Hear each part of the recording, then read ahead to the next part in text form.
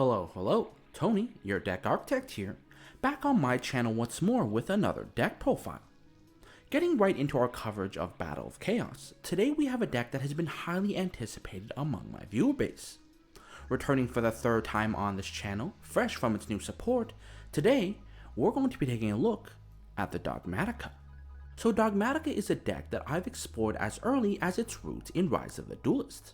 In its infancy, the deck was designed as this aggressive anti-X deck strategy, intended to punish your opponent for accessing their X deck with free extension and powerful effects. This, however, had a glaring flaw in that, in addition to working off of your opponent's X deck monsters, they also worked off of yours as well.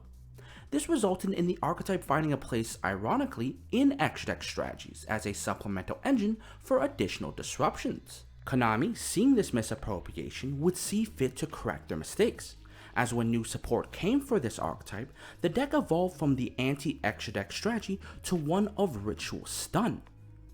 Focused on their sole ritual, White Knight of Dogmatika, the deck now played this unorthodox stun game aimed at denying your opponent their X deck lines while enabling the graveyard effects of yours. Battle of Chaos doubles down on this, introducing a slight addition to that ritual strategy with another ritual monster and ritual spell. And this could not have come at a better time. With the semi-limiting of Nadir Servant in the prior ban list, the deck desperately needed something to solidify their game plan, and both cards have huge potential to do that.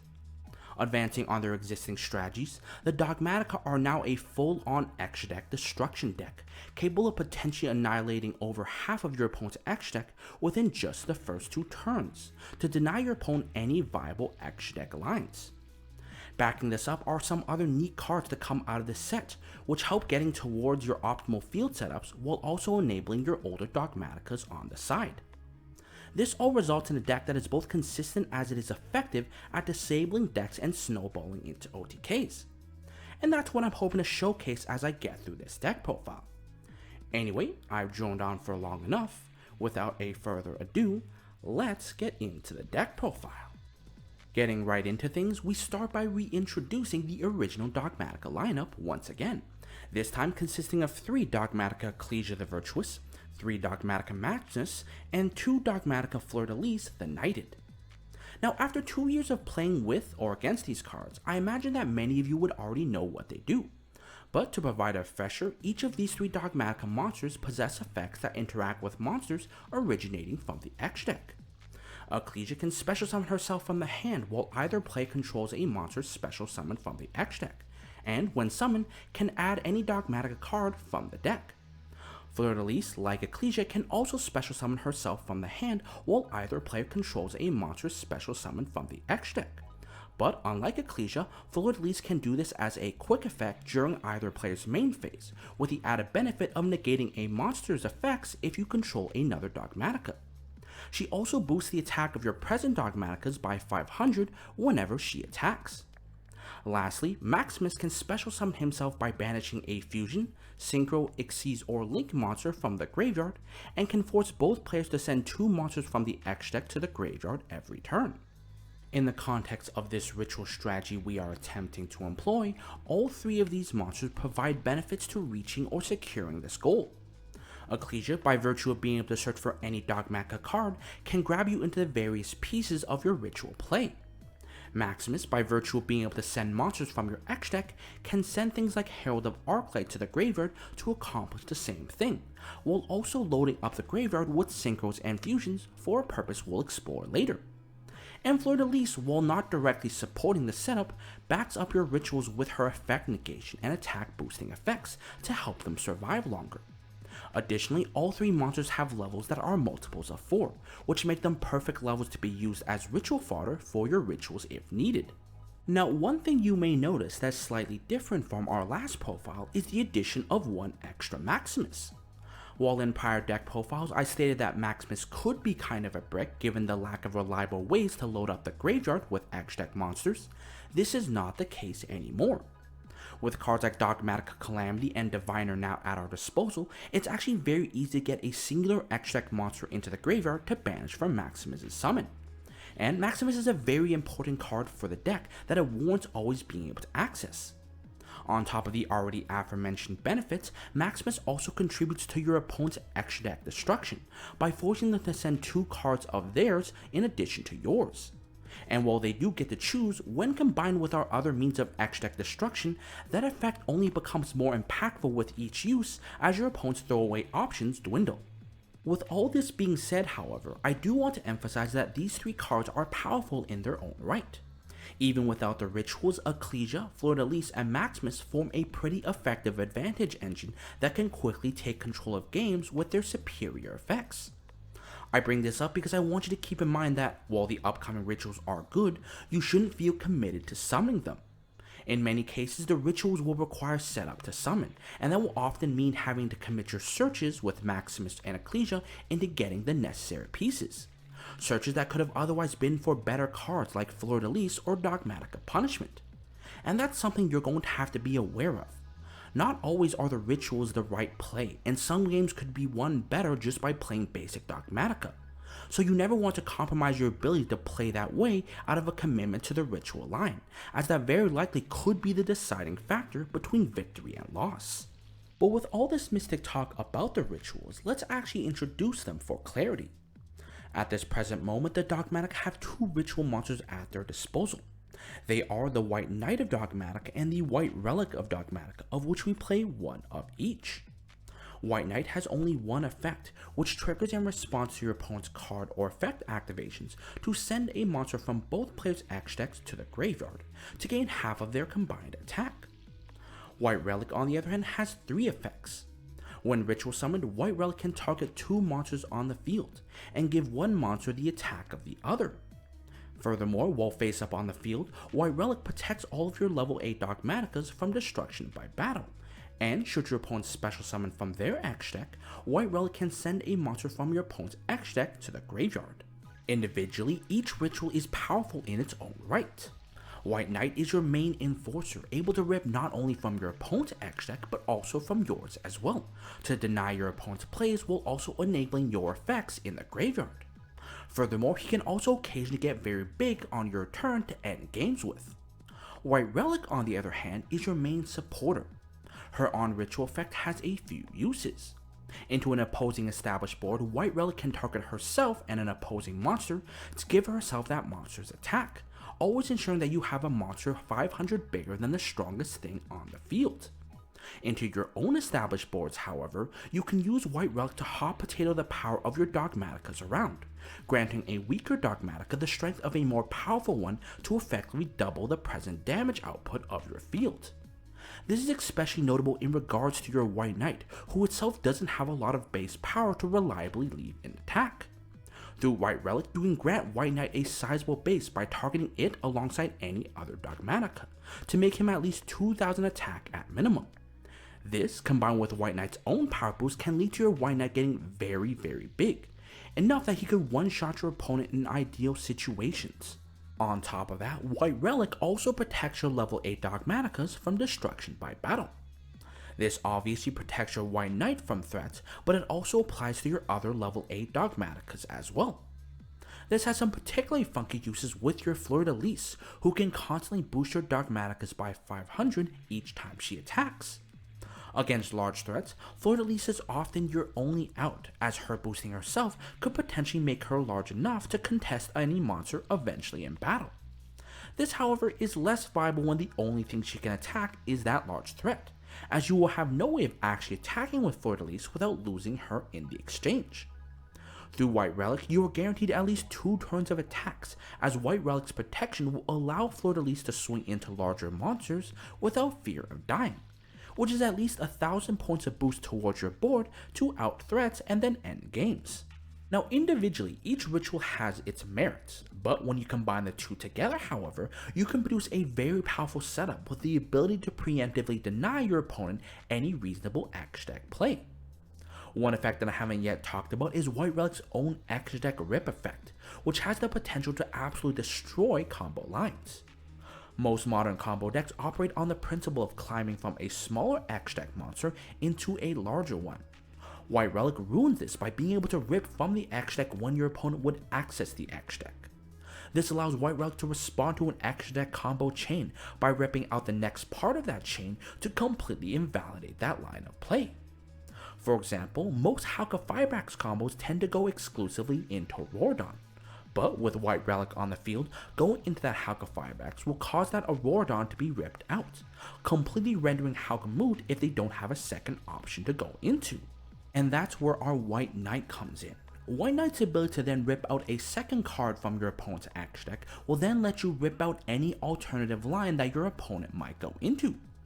On top of the aforementioned principle, most modern combo decks also operate on the principle of being able to continuously extend into pivoting combo lines as initial ones are disrupted. But that gets completely invalidated when you have the ability to tear out two different cards at once to potentially stop any alternative play. Going back to our Halka Firebrax example, often players can utilize Halka Firebrax to go into either Auroradon or Selene depending on the situation at hand. But against the board of both White Knight and White Relic, going into the Halka Firebrax will result in both of those being ripped out to completely render any Halka options moot. Even better, instead of going after the Selene or the Auroradon, you could utilize both rituals to rip out the end pieces of the combo instead, to declaw the entire operation, ripping out both the Axis Code and the Savage Dragon to prevent the deck from being able to do anything reasonably threatening. And that's the beauty of these two rituals. Under modern deck building principles, the X deck is often overloaded with a bunch of one-of cards, a majority of them meant to all end on the same boards. At worst, you'll have a deck running 2 of a monster, but rarely will you see a 3 of in an X deck monster. White Knight and White Relic turns that principle on its head, punishing players for building decks that way by denying them those plays before they even see them. And while it may seem like a feat to gather both White Knight and White Relic onto the field at the same time, it's actually very easy to accomplish thanks to the ritual spells we have at our disposal. Speaking of those ritual spells, we're going to divert from the monsters a bit to talk about them first.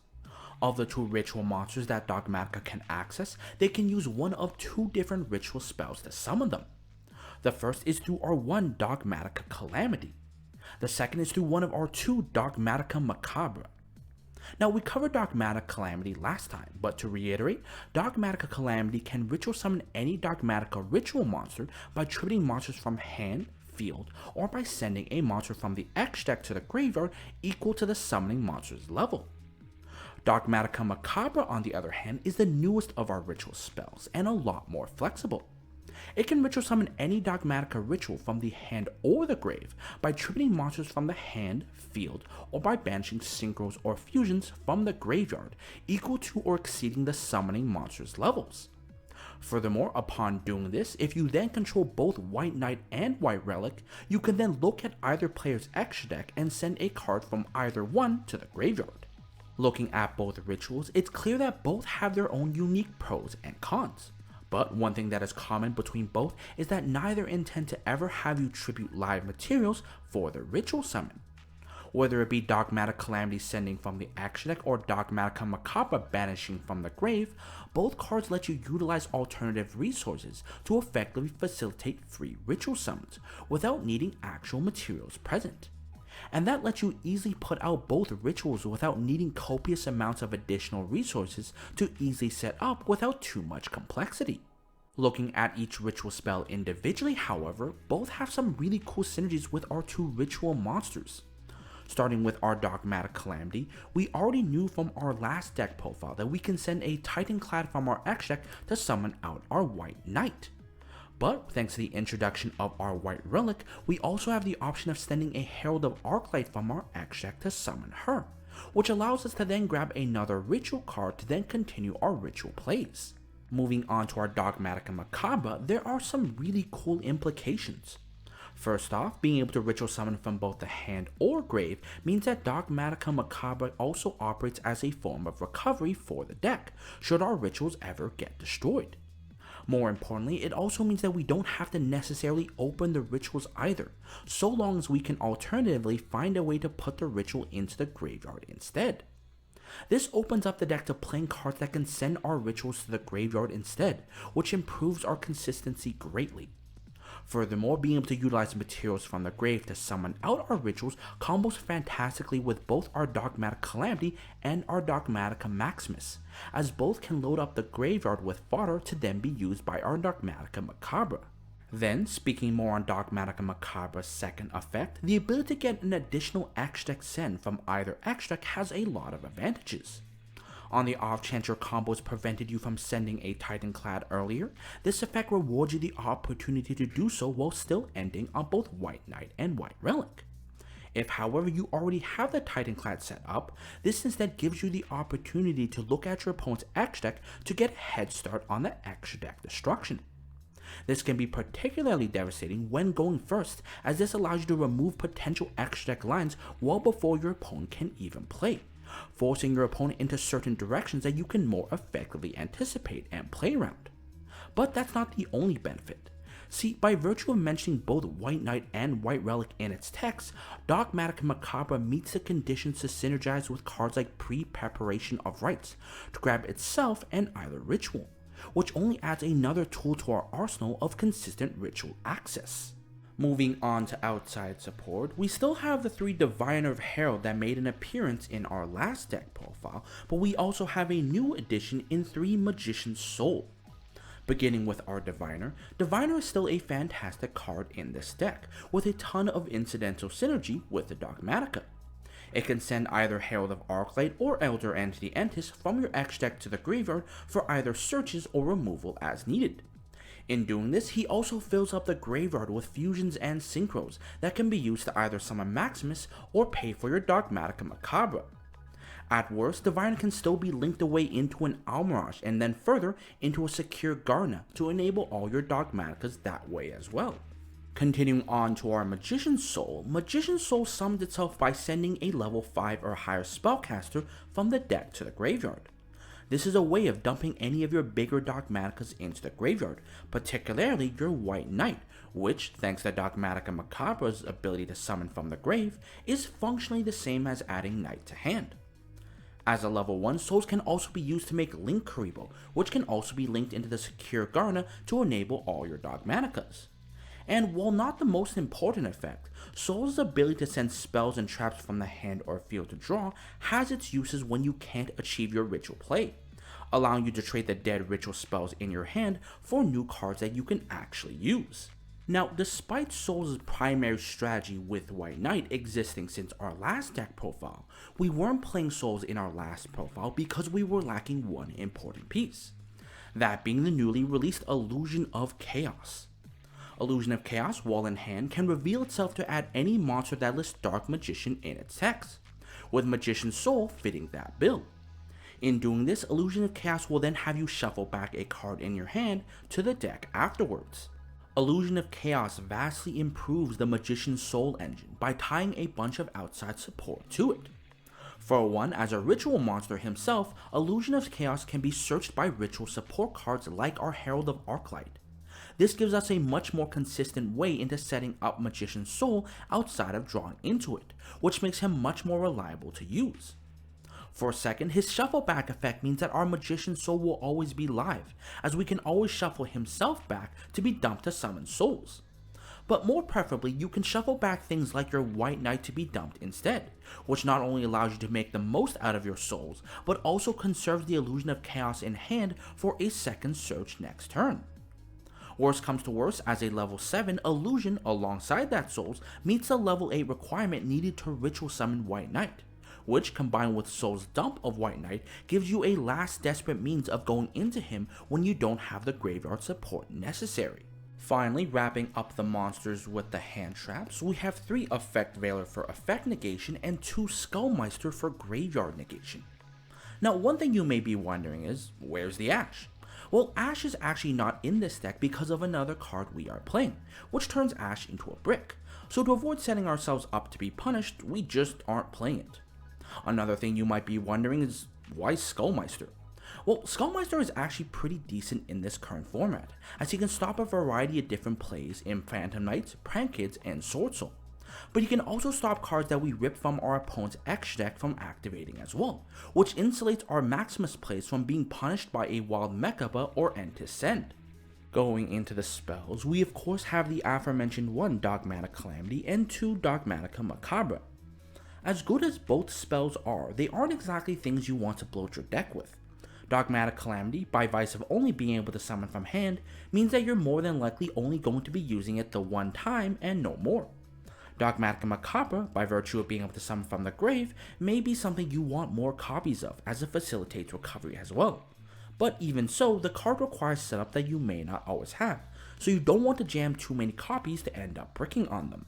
From there, we then have 2 Nadir Servant, freshly semi-limited by the ban list, but still a huge power player. Nadir Servant is still one of the best cards in your deck, functioning as a 1-card setup into a single ritual summon alone, and a 2-card setup into both rituals with any other ritual support. But even without the ritual context, Nadir Servant is still a +2 when sending Titanklad to grab Ecclesia, which leads to 2 searches for a basic Dogmatika board. Best of all, Nadir Servant also adds from the graveyard as well, which means that it conserves resources in deck once that same resource has entered rotation, allowing you to play very efficient grind games compared to other decks. Then we have 2 Pre-Preparation of Rites.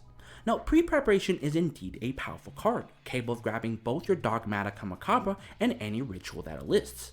But it isn't perfect. As powerful of a search as this is, Dogmatikamacabre isn't a free ritual without prior setup, and it certainly isn't a 1-card setup into both your White Knight and White Relic either. So while being able to grab both with Pre-Preparation is super nice, it's also not mandatory. Thus, we really don't need to max out on copies of Pre-Preparation, as we'd much prefer to use that space on a greater variety of searchers than just this one searcher. Next, we have 2 normal Preparation of Rites. Preparation can either search you into your White Relic or your Illusion of Chaos, which, by proxy of searching into souls, gets you into your White Knight as well. It also has the benefit of adding back ritual spells, which can be very helpful mid to late game. Lastly, we have 1 Call by the Grave and 2 Salesband for hand traps and the like. Now, in our last profile, we were playing Crossout Designator to stop hand traps, but in this list, I've opted to take out Crossout in lieu of playing Salesband instead. For those who don't know what Salesband does, Salesband allows you to declare a card name, and for this turn, negate the present and activated effects of cards of that name. However, afterwards, this restriction applies to you, the caster, for the rest of the game. Functionally, it acts as a limited prohibition for cards, trading protection from a card on this turn for your future usage of that same card in following turns. And while that may seem worse compared to Crossout, it does have a few benefits over Crossout. The first is that it's not reliant on what you are playing in your own deck. Crossout is only as effective as what you can declare and banish from your deck. But given the wide variety of hand traps in our current meta, it's almost impossible to have everything in your deck such that Crossout can cover all cases. Salesband only needing to declare the card to negate it is not hindered by this limitation, which saves us deck space. By that same virtue, Salesband can also declare cards that Crossout cannot stop.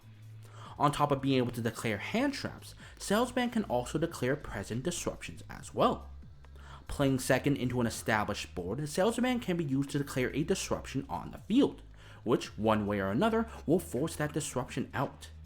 This is a great way to permanently take out Boarload Savages and Appaloosas, as the negation by Salesband also resets their effects. But, best of all, Salesband is intended for you to declare cards that you just aren't playing. Dogmatika is a deck that really has a unique spread of cards compared to other decks. So, half the time, the cards you are declaring are cards you will never have in your deck. This hinders you the least while maximizing your benefit, save for one case, Ash Blossom. Ash Blossom is a pretty big bane for our deck, as it could stop all of our power searchers.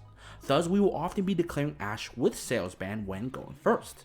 And that's why we aren't playing Ash in our deck, as we never want to purposely brick our own deck in the process.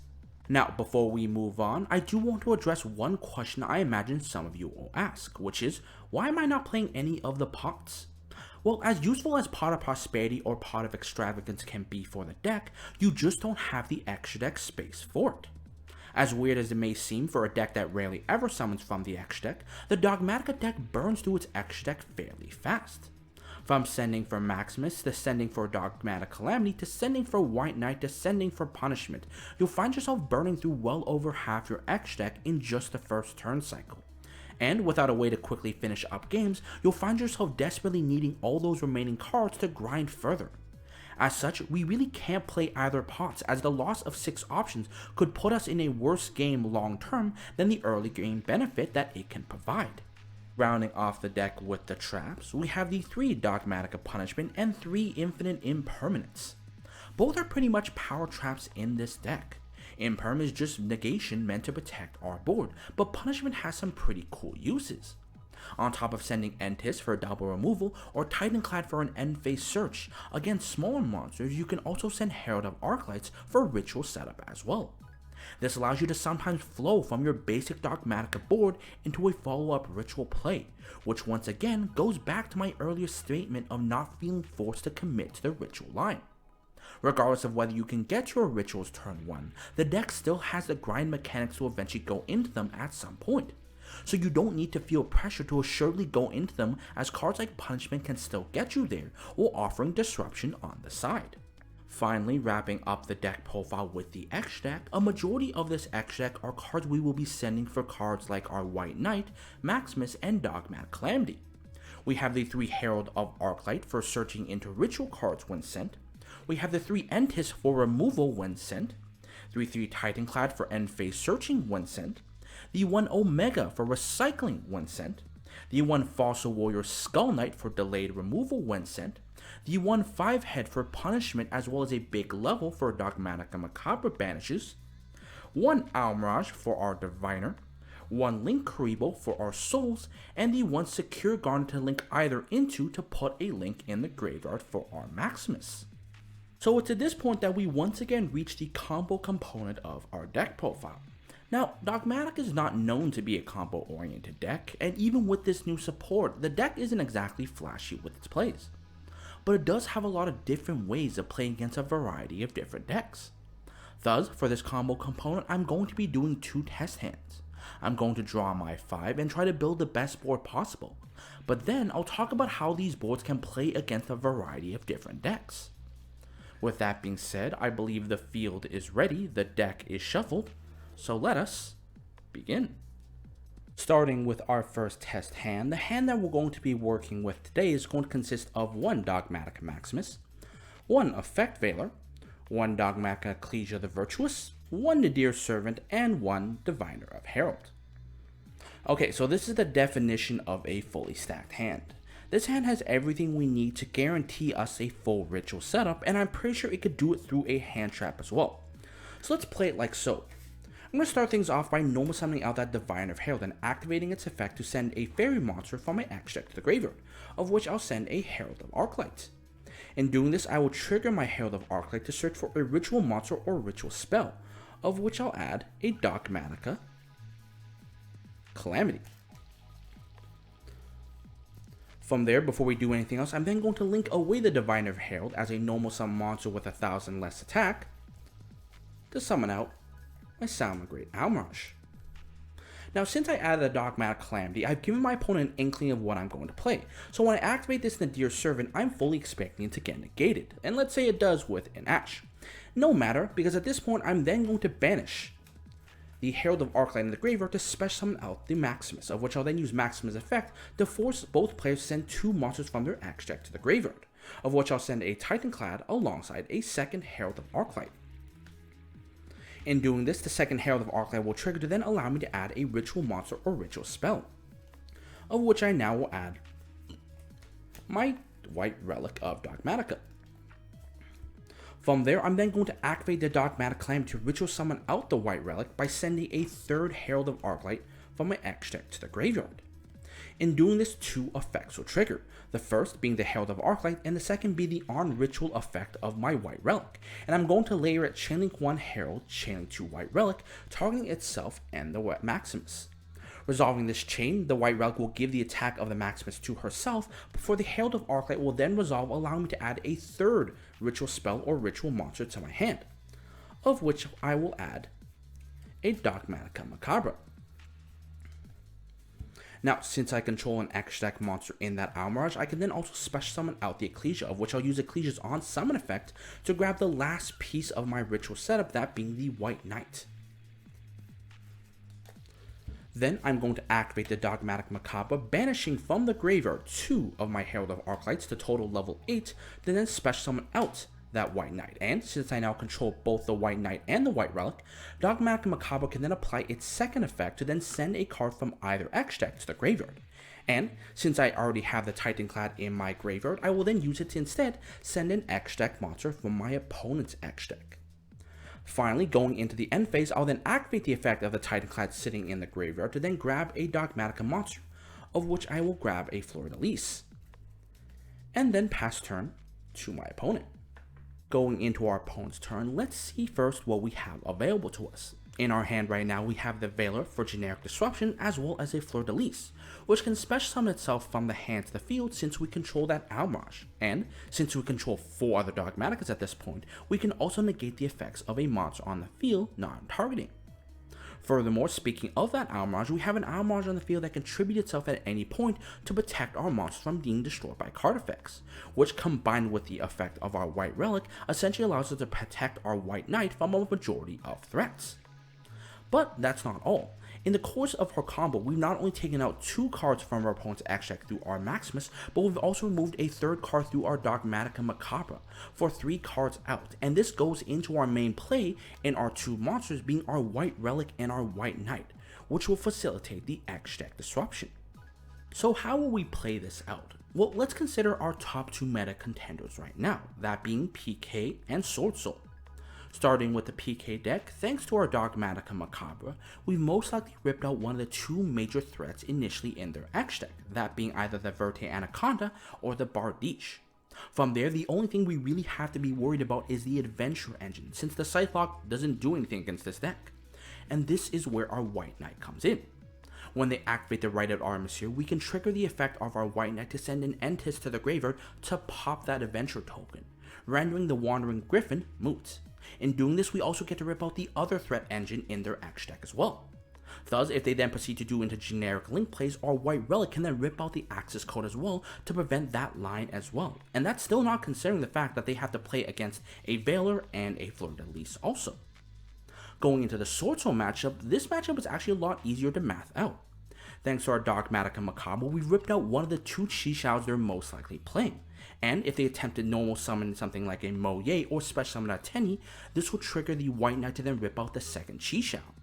If they go specifically for the Long Ren, we can once again send the Entis to pop the Long Ren and then also rip out the Chi-Xiao to deny both lines. Furthermore, if they attempt to go into a Tenny Monk, we can then activate the effect of our White Relic to rip out something like the level 10 Sword Soul to prevent that line furthermore. And once again, they still have to contend with the Veil and the Fleur de Lis. Which, speaking of which, thanks to the Fleur de Lis boosting the attack of all our monsters, which includes a 1500 Maximus, a 2000 attack White Relic, a 1500 attack Ecclesia, and a potentially massive White Knight on your opponent's turn, this is game on our next turn if they don't have anything else. Going into our second test hand, the hand that we're going to be working with this time is going to consist of 1 Dogmatika Maximus, 1 Infinite Impermanence, 1 Dogmatika Punishment, 1 Effect Veiler, and 1 Diviner of Herald. Okay, so this hand, compared to the first hand, is not full ritual setup. While we did open the Maximus and the Diviner combo, which lets us one of the rituals, we are unfortunately 1 search shy of being able to get the full board online. But that's okay, this board is still pretty formidable. Once again, we're going to start by normal summoning out that Diviner and using its effect to send a Herald of Arc Light from our X deck to the graveyard, of which Herald of Arc Light will then trigger to allow me to search for one of my 2 ritual pieces. In this case, the Dogmatikalamity. Now, in situations where I can't get White Relic and White Knight on board, it's still just as good to end on half of that with the White Knight. So we're going to link away the Diviner to summon out our Almiraj, before then banishing the 1 Herald to special summon out the Maximus. From there, we'll activate Maximus' effect to send 2 monsters from our opponent's and my X deck to the graveyard, of which will send a Titanklad and a Herald of Arc Light. Once again, the Herald of Arc Light will then trigger, allowing me to then grab for another piece, of which I'll grab the White Knight. From there, I'll then activate the Dogmatikalamity, sending from my X deck to the graveyard the Omega this time to special summon out the White Knight, before then setting the Dogmatika Punishment, the Imperm, and then entering my end phase where I'll trigger the Titanklad's effect to then grab a Dogmatika Ecclesia from deck, of which I'll special summon. In doing this, Ecclesia's effect will then trigger to then allow me to grab the Fleur, of which I then pass turn to my opponent. Relative to our first board, this board looks pretty similar. Once again, we have the White Knight and the Maximus on field alongside the Almiraj, which enables our Fleur. The only difference though is that we don't have the White Relic, but in trade we instead have an Impermanence and a Dogmatika Punishment instead. And this unfortunately means we can't facilitate the full extent of our X deck destruction, but it also means we can play basic Dogmatika a little easier. With that being said, let's reconsider our two major matchups once more. Now, since we didn't get the Dogmatikamacabre rep, we really can't take out as many engines as before, and thus we have to play a bit more reactively. Against the PK matchup, we know things like our Fleur and our Imperm stops Verte, Anaconda, and Bardiche. Thus, the only thing we once again have to worry about is that Adventure engine, but that's where our punishment comes in. Instead, we're going to be using our White Knight to set up a follow-up play. In the midst of playing, we can disrupt with these cards, and in doing so, this will also trigger our White Knight to send things like a Herald of Arc Light or Titanklad to grab a follow-up play. In turn, if we keep the Maximus on field, it can also set us up for the Ritual play next turn as well. Going into the Sword Soul matchup, now unfortunately because we couldn't take out the Chi Xiaos, it means our opponent will most likely be able to access a Chi Xiao before we get to rip them out. Thus, our goal changes from being able to clear the lines to be able to get rid of their endgame monsters before they become too much of a threat. Once again, things like Fleur and Imperm can stall for a little bit, and Punishment can still remove some of the larger monsters. But the interesting thing about Punishment in this matchup is that the Sword Soul token is rather small, which means against a Sword Soul token, we can use Punishment to send Herald to set up a follow-up play as well. Regardless of the matchup, in this specific board state, our goal is to try to keep our opponent off of their best monsters as best as possible, while still setting up a follow-up play to clear their board that following turn, and then potentially seal up the game from there. And that's going to wrap it up for our Dogmatika deck profile. So as much as I'd like to say this deck is meta competitive, I don't think it's just there yet. While the deck has a lot of tools to get to great boards very easily, it lacks the power necessary to finish up games fast enough. And in a format of superior grind decks, this could be a problem. However, that isn't to say the deck is bad either. The deck has some incredible matchups, especially against combo decks meta or meta adjacent. The ability to X-Deck Rip is a rare one, and often it's one that can be very crippling. So to have two monsters capable of doing this continuously can be enough to take a ton of games. All I think a deck needs right now is something to capitalize on this further.